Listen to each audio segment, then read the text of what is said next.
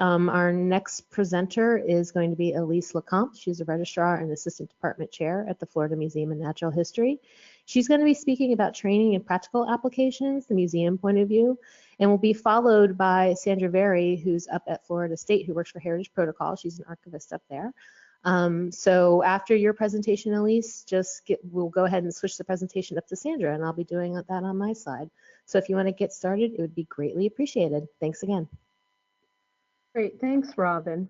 Without clear direction, poor decisions are bound to be made, and for a museum, many such mistakes have no easy solutions.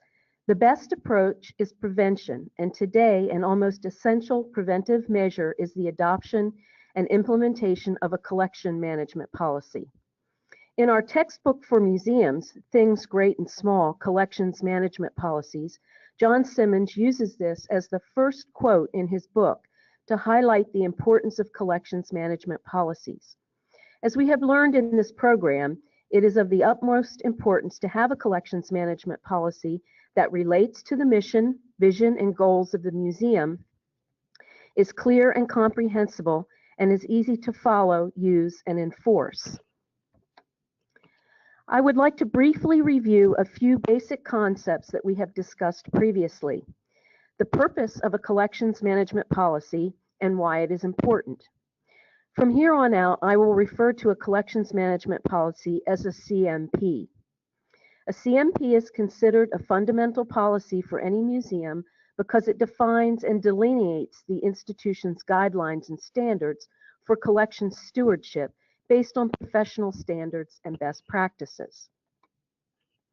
A CMP defines the responsibilities of the museum's governing authority and staff, addresses issues that have a substantial impact on the museum's collections, operations, staff, or visitors, reflects best professional standards and practices, and establishes procedures for regular review, revision, and enforcement of the policy. A well-written CMP gives the museum's governing authority and staff the tools they need to carry out their responsibilities to the institution and to the public that the museum serves. The goal in writing a good CMP is to provide the governing body, staff, and public an opportunity to learn about the museum's guidelines and standards for collection stewardship, as well as to help them enforce the CMP. So the main purpose of the CMP is to help the institution achieve its mission and goals.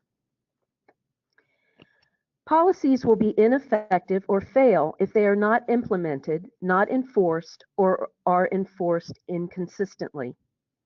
It can be difficult to respond to real-life situations without a detailed knowledge and intimate understanding of a policy.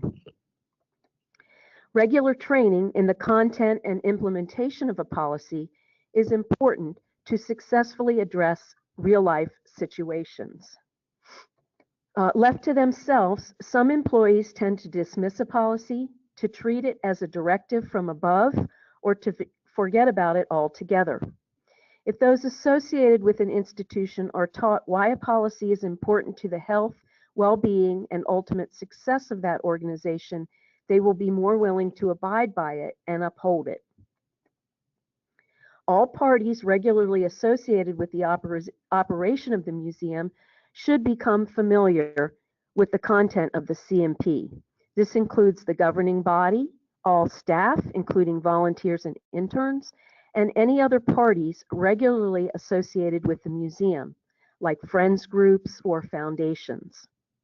This is especially important for staff who may not have prior knowledge of standards and best practices related to collection stewardship, such as board members, volunteers, and members of friends or fundraising groups. Let me repeat, if those associated with the museum understand the importance of the policy, they will be more likely to follow it. Implementing and monitoring the implementation of the museum's CMP should be the responsibility of the entire museum's professional staff. Therefore, staff from all areas of the institution involved in collections-related activities should be trained in the content and implementation of the CMP. This is especially important for staff who may not have prior knowledge of standards and best practices related to collection stewardship, such as security personnel, receptionists, and development staff.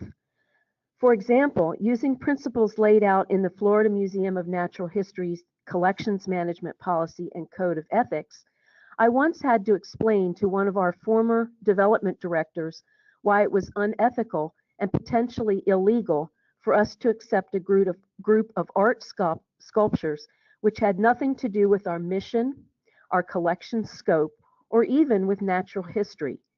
He was going to accept them in order to sell them to raise money for projects related to education and exhibition and to our then fairly new exhibits and education building.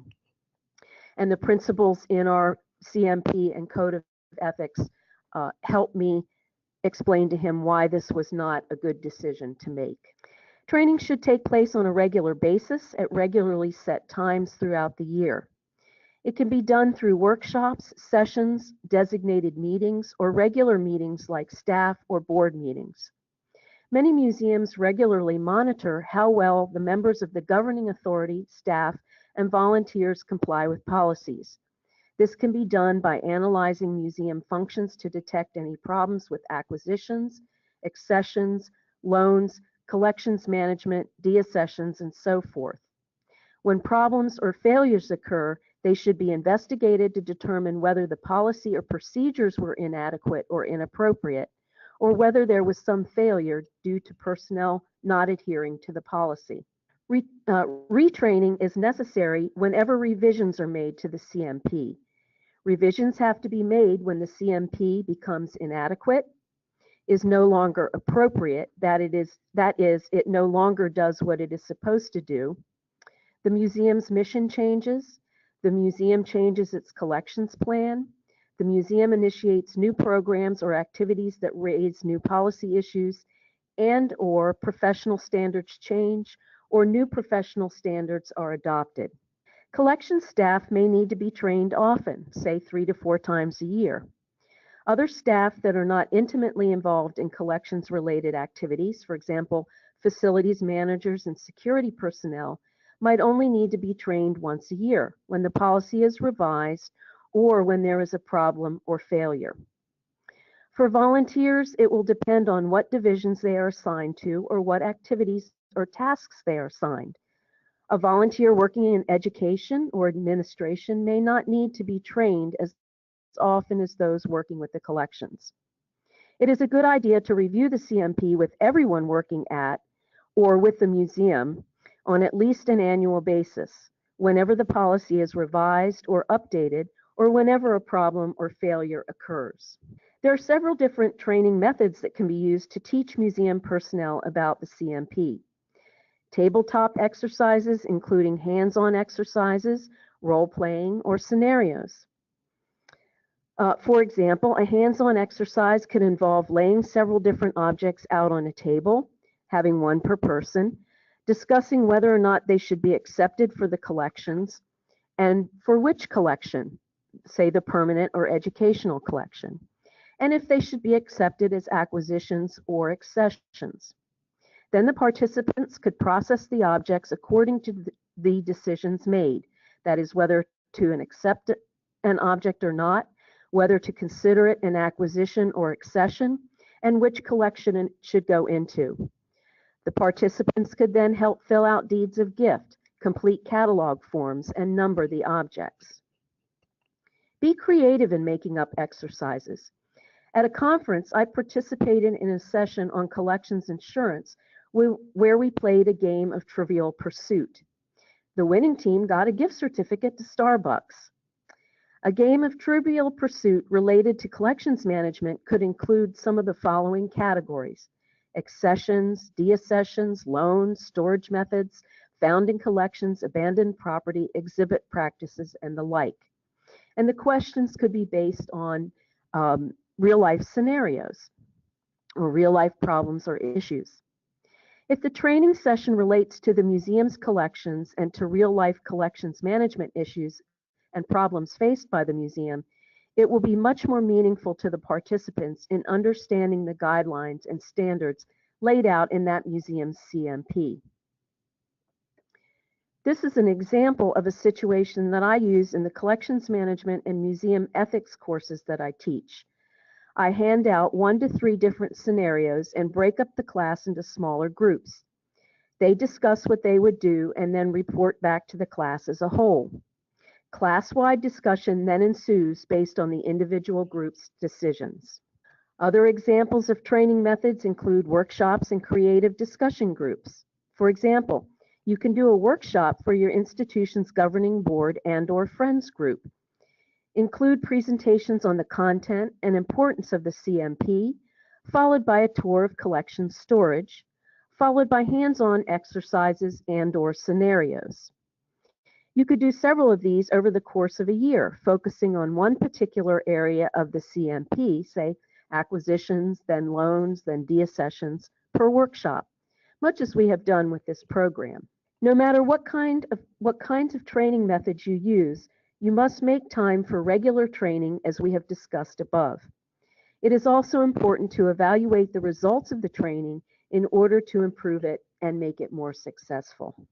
As we have moved through this course, we have learned that the CMP regulates all aspects of museum activities related to collections, from accessioning to deaccessioning to loans to care of collections to exhibit practices to access to collections to security and insurance to personal collecting to appraisals and authentications, among other things. These are just a few of the situations or issues that can be addressed or resolved by using the guidelines, principles, and practices delineated in a well-written CMP. For example, our museum has quite a few objects that we have had for years, but we aren't sure if we own them. Can we get rid of them? Every year, our museum ends up taking objects that we don't really want. How can we control this? And I want you to know I'm speaking generically, not just about the Florida Museum of Natural History. Staff members are often asked to provide appraisals for donors. We oblige but feel uneasy about it. What is the proper way to handle these situations? And here is another example. What should a museum do when Mr. X asserts that a highly prized clock that has been in the museum's collection for years is in fact his? He explains that Mr. Y, who allegedly donated the piece, was his uncle, but that Mr. Y did not own the clock. The clock had been left to Mr. X's father under the grandfather's will, and he, Mr. X, is the sole heir of his father. He produces 2 family wills to support his claim. And let me tell you that this kind of a situation is fairly common among different types of museums. Donors come in, or heirs of donors come in looking for the objects and sometimes claiming that they are theirs and they want them back. Another good example, the Dr. Pound Historical Farmstead in Dripping Springs, Texas, has a pump organ sitting in a storage building on its property. As far as the staff can determine, it has nothing to do with Dr. Pound or the early settlement of Dripping Springs. The museum does not know to whom it belongs, when it showed up, or why the museum has it. Staff would like to find the organ a better home, but cannot do so until they have resolved the issue of ownership. At this time, the farmstead did not have a CMP. Museum staff wrote a CMP in response to their need to resolve this situation and also to get a collections grant. They can now use the newly written CMP along with Texas law regarding abandoned property to find the owner of the organ or find it a new home. A good scope of collections can guide museum staff on what to accept and not accept for the collections, as well as provide a gentle way to turn down sincere but inappropriate offers. In the early years of the Florida State Museum, now known as the Florida Museum of Natural History, the director accepted hundreds of boxes of surface collected projectile points and potsherds with no real provenience.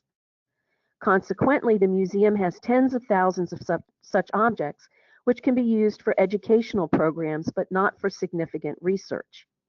As a result of this, as well as national and international laws, the museum no longer accepts such collections. On page 29 of Things Great and Small, Simmons mentions several interesting examples of offers that could be turned down using the scope of collections included in each organization's CMP. For example, the Butler McCook Homestead in Hartford, Connecticut was offered the vaccination scabs from the McCook children. A Regional National Park Service branch museum was offered a model of the Statue of Liberty made of salmon skins. A couple things that I'm sure nobody really wants in their collections, except maybe the zoo with the salmon skins. For other interesting examples, I suggest you check out the When Policy Meets Reality boxes scattered throughout Things Great and Small, the book. Thank you so much for your attention, and now I'd like to turn it over to Sandra Very for the library's point of view. So I'm Sandra Very. I'm up here at Florida State. I manage the Heritage and University Archives, which is a student experience and records type of archive. I'm going to talk a little bit about the library and archives, and actually primarily archives. I do happen to be in a university library, and we do correlate some of our policies to make sure that we match up with what the library's intentions are, but we do create our own policies. So one of the minor differences is that while we don't have a formal collections management policy, we do have a set of policies that govern and guide what we do, and they're very similar and sometimes exact. I find it more common that university and college programs tend to do things this way, where we'll focus more heavily on the collecting policy and the mission. Sometimes they get a little mixed together. And have a less formal version. So for example, USF Tampa does have a formal CMP, whereas UF doesn't have one that I'm aware of. FSU does not, UCF does not, but we will make very obvious our mission statement and collecting policies. And for us, that has a big impact on how we function overall. We always go back to that development policy and mission. In my case, it has to do with records and donor collections, and so how they're treated differently is very important. We also have a records management policy, and so we have to be very careful with that. The other part of our guiding policies are our manuals, and that's really where all those bits and pieces of the traditional CMP that you're used to are going to be. Those manuals will be departmental within the archives. We're actually a larger department, we're a division. So I have one for Heritage and University Archives. There is a smaller manual for the Pepper Library, which is also part of the division. There is also one for Rare Books, but we all are encompassed by those overarching mission. So we do have that same framework. Processing manuals are even more detailed. The et cetera is that we also go into further for, we have a unit, a small unit just for doing accessioning and deaccessioning, and so they will have a separate manual that feeds into this larger set of policies. For us, it's important to remember that we are a service-oriented institution. I know a lot of us are, but specifically for libraries and archives that are within libraries, you know, we are not private, we are public. Libraries tend to not necessarily provide the actual material to patrons, where archives do. But if we didn't have the materials, we would still be available for research consultations and reference, and to provide people access to information, generally speaking. And so we always keep that as part of what we train everyone to do, and keep in mind whenever they're thinking about their daily jobs and other tasks that they might have, that we are service. For us, we're within this college and university archive setting, we do service to the institution, and so that plays into all of our policies. So as university archives, we have a university-wide policy, but I also provide service directly to those people on campus and off. So it might be community members, alumni, university administrators. So we're always on. So even when we're not in the building or the physical archive space, you know, I'm always an ambassador to other departments, or always providing those kinds of services. We also have to think about in our training and our policies that we are a training ground for library and information school professionals. As they move on, we are almost, if you think about it, an apprenticeship style setting. So there's multiple layers of service and training that we have to consider. For staff, for us, we have multiple layers of staff, and typically a section of that staff changes over every academic semester or fiscal year. So we have some training opportunities that we have to keep on top of, and they don't all correlate with each other. So we have to be very careful about how we do that. There's also a thunderstorm, I apologize.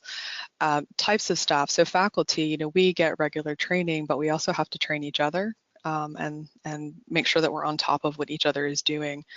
We have professional staff who are not faculty that do specific types of work. General staff who do, they may do security, they may only do exhibits, they may only work the reading room.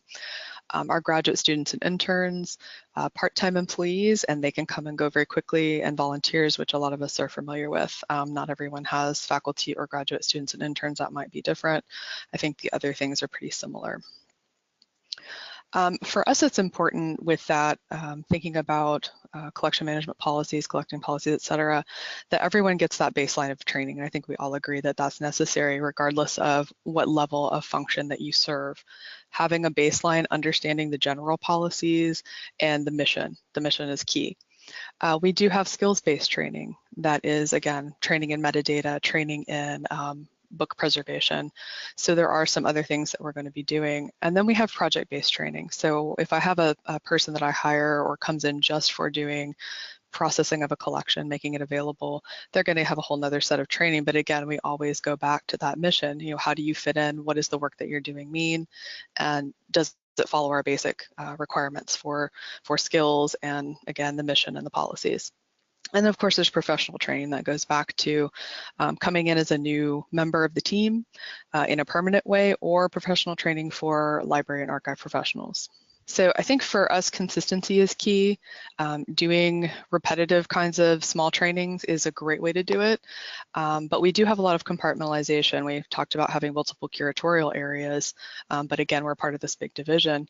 We have to be very careful to do both group and individualized training and be consistent about how and when we do it, and that if different faculty are training other staff, that we talk to each other and make sure that we're all saying the same thing for the most part. Otherwise, those messages about mission and what our policies are get a little bit diluted and lost, and then there's confusion. There's also what we call collaborative training.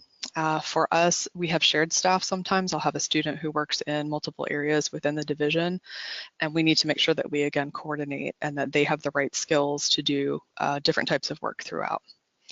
Again, graduate students is a whole nother ball of wax. As they come in and they come and go, we usually have them, they could stay for a semester, or they could have a graduate assistantship and be with us for a year.